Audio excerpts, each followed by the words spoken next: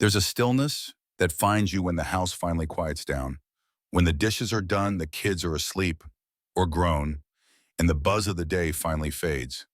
Maybe you're standing by the window, sipping coffee gone cold, or lying awake at 3 a.m. with the hum of the fridge louder than your thoughts. That stillness, it asks questions. Big ones. Is this it? Did I miss something? But what if you are not lost? What if you're finally waking up?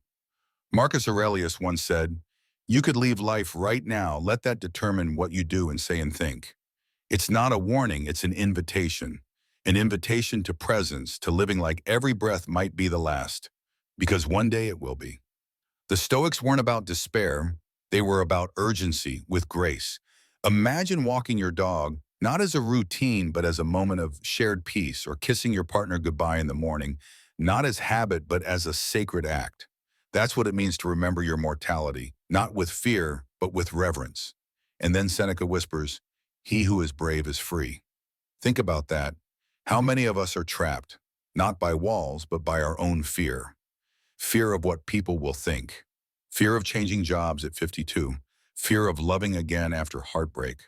But bravery is not a roar. Sometimes it's getting out of bed when a grief anchors you down. Sometimes it's calling your estranged brother after a decade of silence.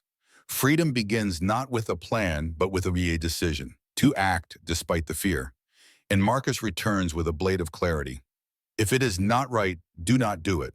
If it is not true, do not say it. We live in a world of filters, of polished facades, and convenient half-truths. But your soul knows. You can feel the dissonance when you betray your own values. That quote isn't about judgment. It's about alignment. It's about coming home to yourself. Imagine the peace in no longer needing to explain who you are, because your life says it all. Integrity is the softest pillow, and it starts not with the big things, but with the small.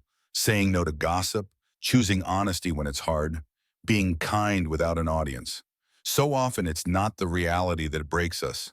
It's the imagination of it, the loop that plays in our heads like a scratched record. What if I fail? What if she leaves? What if I'm not enough? Seneca saw this centuries ago. We suffer more often in imagination than in reality. That meeting you're dreading, it might be awkward, but it's not war. That diagnosis you haven't received yet, it's not now. We time travel into disasters that haven't happened and miss the quiet beauty of this morning's sunrise, this cup of tea, this breath. Worry is a thief. It steals what's right in front of you. The Stoics knew this. They weren't emotionless. They were selective.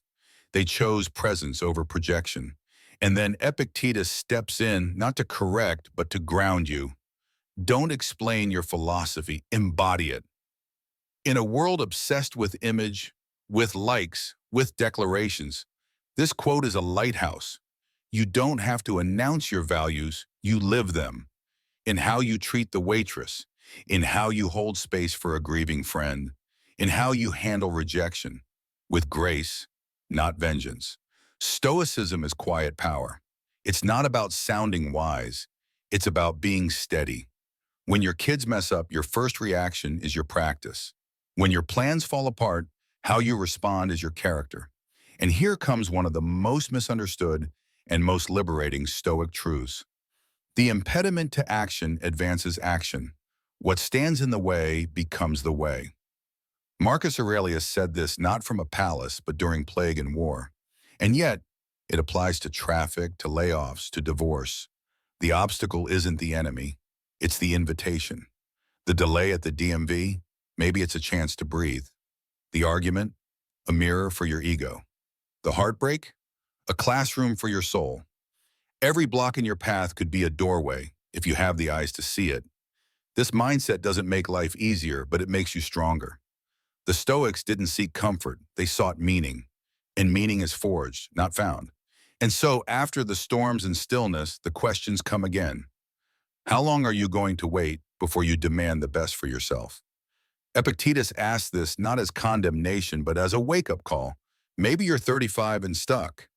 Maybe you're 60 and just now realizing you've been living someone else's script. That's okay, that's honest. The question is, what now? Stop asking permission. Stop shrinking to fit. You don't need more time. You need more truth. The Stoics believe the best version of you isn't out there waiting. It's buried under fear, doubt, and old stories. Dig now, and then finally Marcus Aurelius offers the anchor. You have power over your mind, not outside events. Realize this and you will find strength. The economy may wobble. Your job may disappear. People may misunderstand you. But your thoughts, your response, that's yours. That's sacred.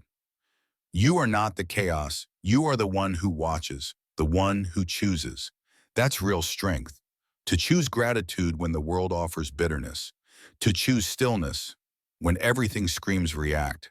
To choose compassion in traffic, in politics, in pain.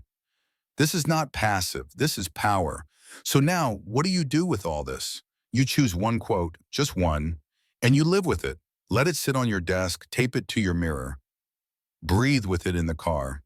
Let it interrupt your anger, soften your judgments, guide your choices. Don't rush to master all eight.